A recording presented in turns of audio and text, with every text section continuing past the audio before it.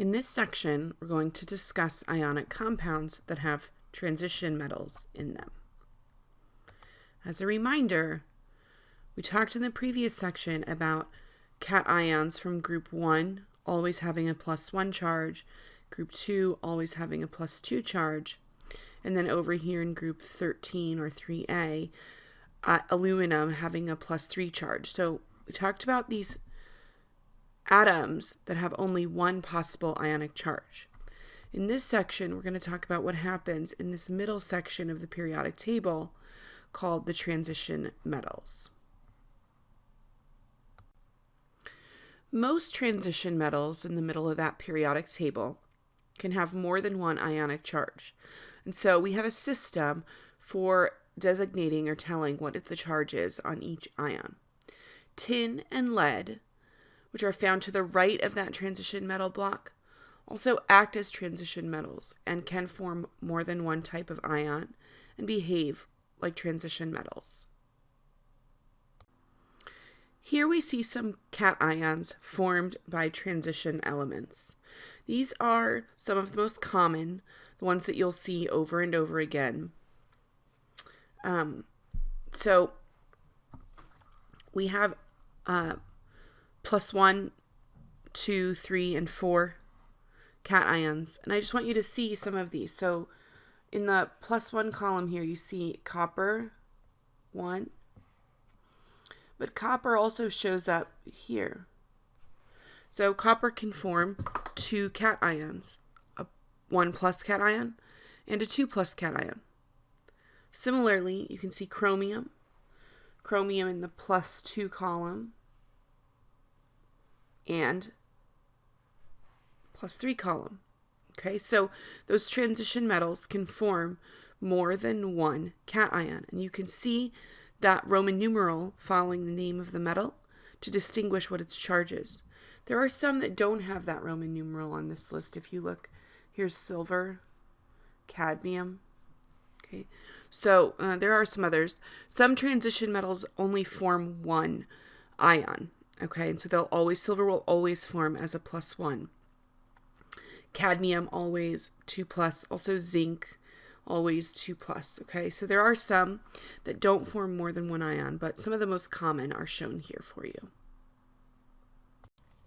So in order to write the names of transition metals in an ionic compound, we use the stock naming system or the Roman numerals to name the transition metals. So if I have a copper ion with a +1 charge, then the name would be copper, and then a 1 in Roman numerals, and then ion.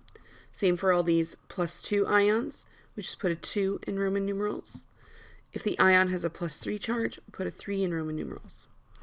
So as a couple of examples here, what would be the names of Cu 2+ and Mn 7+? So on your periodic table, Cu is copper,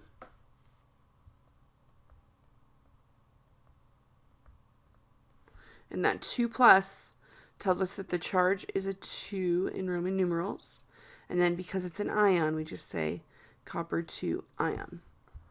And then Mn is manganese, so manganese. Now we have to remember our Roman numerals. So 7+, to show a 7, right? So V for 5, I 7, ion. Okay, so that's how we would name those ions. So every time we have a transition metal in a compound, we have to use the Roman numeral, because if we don't know what its charge is. All right, we talked about how to name ionic compounds that have a transition metal using the Roman numeral, but how do we write formulas if they include transition metals? We use the same process that we did before, but we just have to know that the Roman numeral is what tells us the charge of the cation. We can't go to look at what column it's in the periodic table. We have to use the Roman numeral. So iron is Fe. This 3 here tells us that it has a 3+ charge. Oxide, remember if it ends in IDE, that's the monatomic anion for oxygen. So here's oxygen. 2- is the common anion formed by oxygen. in group 16. And then remember, we can use that crisscross method to find the ratio of cations to anions. So we have 2 iron cations and 3 oxygen anions, so Fe2O3, and reduce if necessary. In this case, this is the lowest ratio of cation to anion.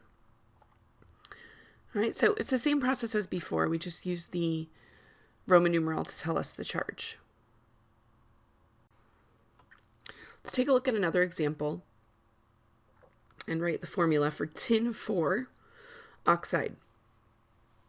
So tin is Sn, and this 4 tells us the charge here.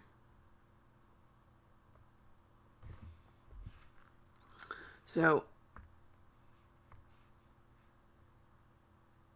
that tells us the charge, 4+. And then oxide, remember, is oxygen.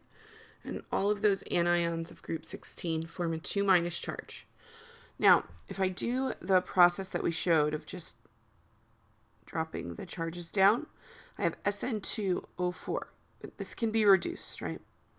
So 2 tin ions for every 4 oxygen ions is the same as 1 tin ion for every 2 oxygen ions. So here's our final reduced formula, SnO2.